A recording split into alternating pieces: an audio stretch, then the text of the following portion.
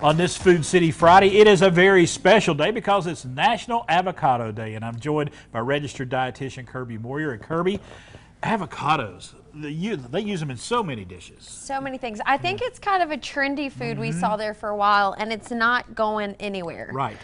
People really they substitute them on sandwiches. There's on salads. I mean, it's just a really versatile.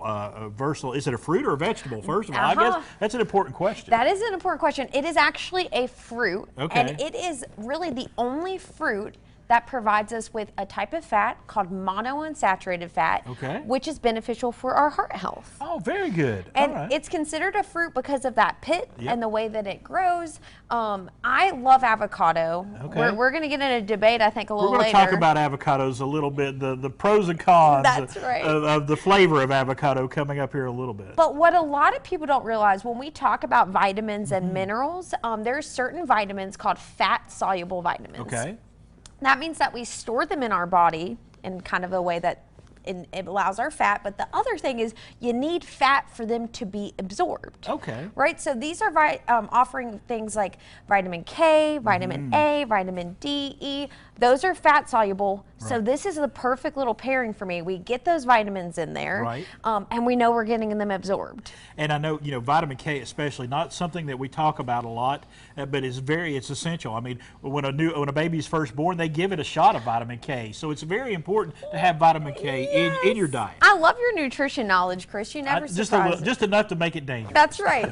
And today's pairing, we talked about how this is kind of simple. We see it on sandwiches. Avocado toast is really popular. Oh, yes. My favorite way to pair it in the summertime is with summer seafood. Okay. As we talk about the benefit of avocado, those monounsaturated fat are linked to our heart health, and we should be getting seafood at least 2 times per week. Right. Most of us are not hitting that goal. A lot of folks, the seafood is just not in their vocabulary or in their diet. Yeah. So, but seafood is very beneficial. Yep, and pretty versatile. I think Yes. It's pretty simple to prepare. I think sometimes we get a little overwhelmed, maybe a little intimidated by it. But over here, starting off, I actually did a tuna steak. And if you're someone that doesn't really like the flavor of fish, I find tuna steak is almost similar to a firmness and a texture of a regular steak. Right. We can cook it, eat it anywhere from a rare to a well done. So that's similar to what we see. And I did this today with some pickled red onions, okay, a little bit of pickled jalapeno. And I'm going to give you a little pat on the back because she actually pickled these onions before she brought them in. We did. Thank you, Chris. You're always giving me props in there. And then that little bit of avocado is really just going to brighten up and punch up that kind of underlying flavor we're getting from the pickle.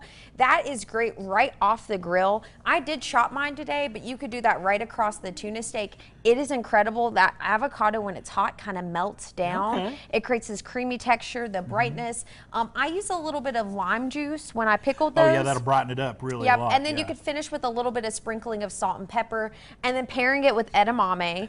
That's another great option. So for me, we're getting a little bit of that lean protein. We're getting healthy fats. We're getting fiber. Such a balanced dish. Different textures in there, yes, too. And it looks beautiful. We love that pop of color. And we've got this one.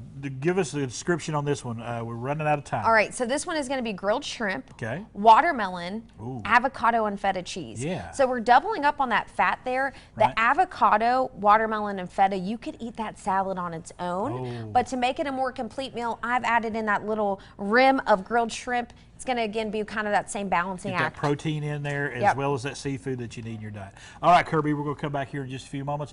We're going to talk a little bit more about avocados. And you can find everything that we talked about here today at your local Food City and at foodcity.com.